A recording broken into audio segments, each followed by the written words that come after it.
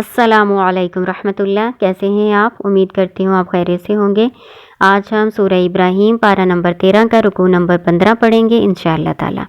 شروع کرتے ہیں اللہ کے نام سے۔ اعوذ باللہ من الشیطان الرجیم، بسم اللہ الرحمن الرحیم۔ وقال الذین کفروا لرسلہم لنخرجنکم من ارضنا۔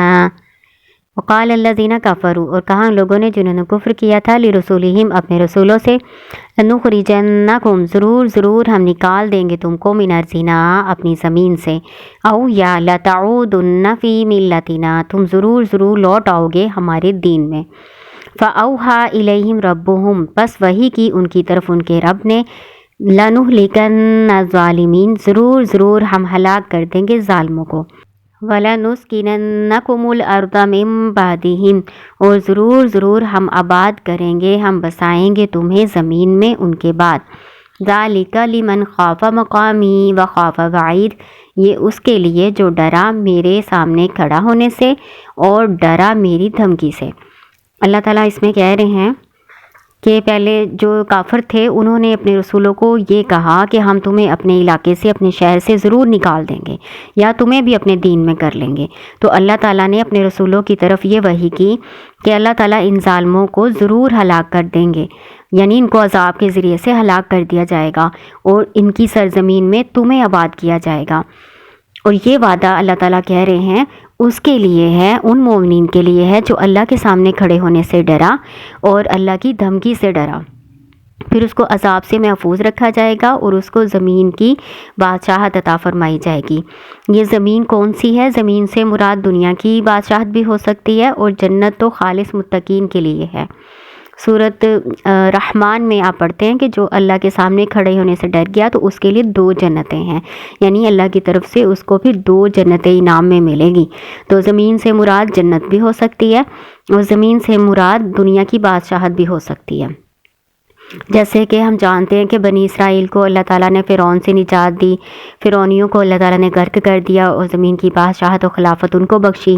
اور اسی طرح مکہ والوں نے جب مسلمانوں کو ستایا تھا، ان کو ہجرت کرنے پہ مجبور کیا تھا، تو اس کے بعد اللہ تعالیٰ نے مسلمانوں کو فتح یاب کیا اور مسلمان فاتحانہ مکے میں داخل ہوئے، اللہ تعالیٰ نے فتح یاب کیا، اسلام کو بھی غالب کیا اور دنیا کی بادشاہت بھی عطا فرمائی۔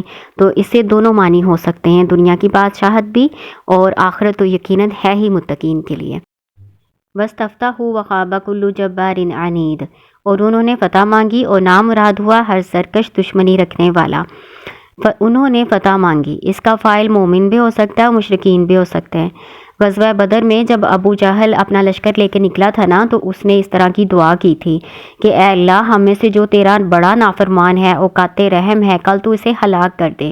وہ اپنے طور پہ سمجھتے تھے کہ مسلمان جو ہیں یہ قطع رحمی کرنے والے ہیں اور اللہ کی نافرمانی کرتے ہیں، اس لیے انہوں نے اس طرح کی دعا مانگی تھی نا، تو اللہ تعالیٰ نے حق اور باطل کے درمیان فیصلہ کر دیا۔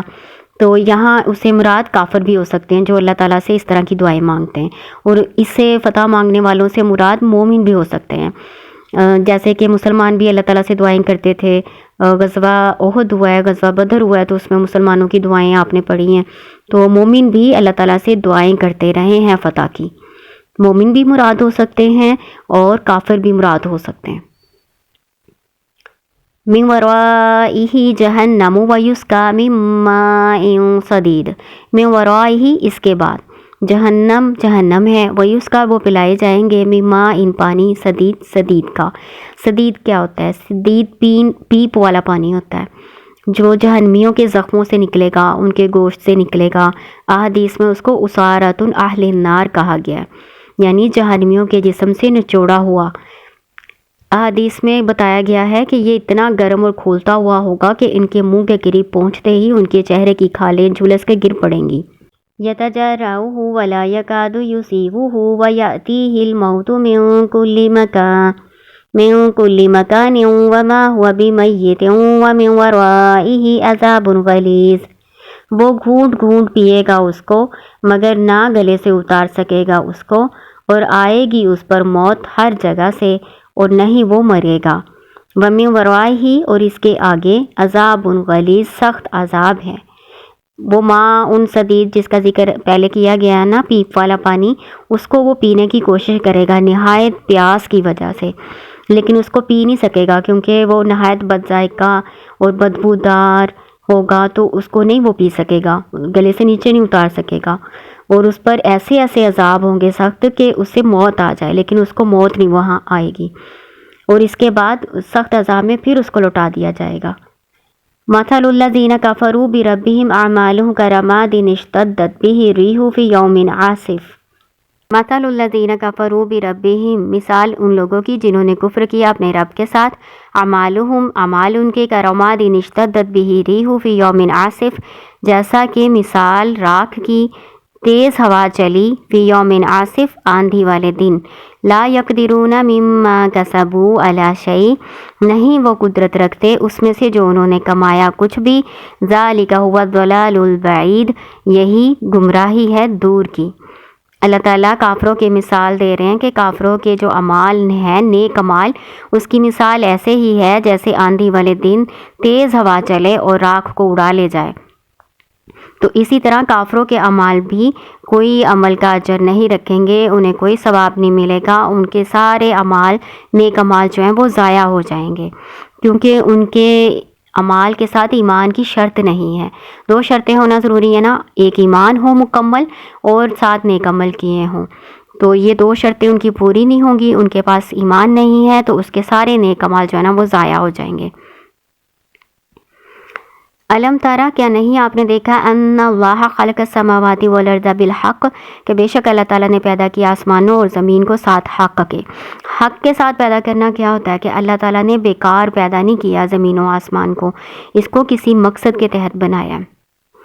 ان یشاء یذہبکم ویأتی بخلق جدید، اگر وہ چاہے تو تمہیں لے جائے، یعنی تمہیں ختم کر دے اور کوئی دوسری نئی مخلوق لے آئے۔ ذہبہ اس کے ساتھ بھی آ جائے یا عطا کے ساتھ بھی آ جائے تو لے آنا اور لے جانا ترجمہ کرتے ہیں، ٹھیک ہے؟ یعنی اللہ تعالیٰ کو تو ہماری نافرمانی سے کوئی فرق نہیں پڑتا، اللہ تعالیٰ بے نیاز ہے، اللہ تعالیٰ بے پرواہ ہے، اللہ کی بادشاہت میں کوئی فرق نہیں آتا، اللہ تعالیٰ ہمیں ختم کر دے، کوئی نئی مخلوق لے آئے۔ وما ذالک علی اللہ بعزیز، اور یہ اللہ تعالیٰ کو مشکل بھی نہیں ہے، یہ کام اللہ کو کوئی مشکل نہیں ہے۔ عزیز کا مطلب تو پہلے آپ غالب کرتے رہے ہیں نا، یہاں عزیز کا مطلب آنا ہے مشکل، اللہ پر یہ کام کرنا مشکل نہیں ہے۔